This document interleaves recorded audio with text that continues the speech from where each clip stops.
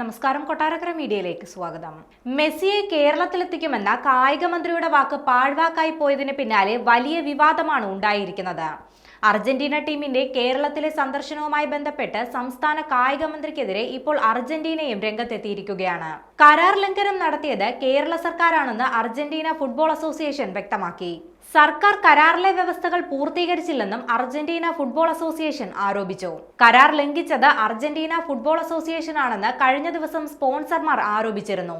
കേരളത്തിൽ വന്നില്ലെങ്കിൽ ഇന്ത്യയിൽ ഒരിടത്തും വരില്ലെന്ന് അടക്കമുള്ള വെല്ലുവിളിയും സ്പോൺസർ നടത്തിയിരുന്നു. എന്നാൽ കായിക മന്ത്രി ഇക്കാര്യത്തിൽ മൗനം തുടരുകയായിരുന്നു. ഇതിനിടെയാണ് ഇപ്പോൾ കായിക മന്ത്രിക്കെതിരെ അർജന്റീന ഫുട്ബോൾ അസോസിയേഷന്റെ chief marketing and commercial head Leandro Petersen രംഗത്തെത്തിയിരിക്കുന്നത്. 2024 സെപ്റ്റംബറിൽ കായിക മന്ത്രി മാഡ്രിഡിൽ ലിയാൻഡ്രോ പീറ്റേഴ്സണുമായാണ് കൂടിക്കാഴ്ച നടത്തിയിരുന്നത്. കരാർ ലംഘനം ഉണ്ടായിരിക്കുന്നത് സംസ്ഥാന സർക്കാരിന്റെ ഭാഗത്തു നിന്നാണെന്ന് വ്യക്തമാക്കുന്ന സന്ദേശമാണ് ഇപ്പോൾ പുറത്തു വന്നിരിക്കുന്നത്.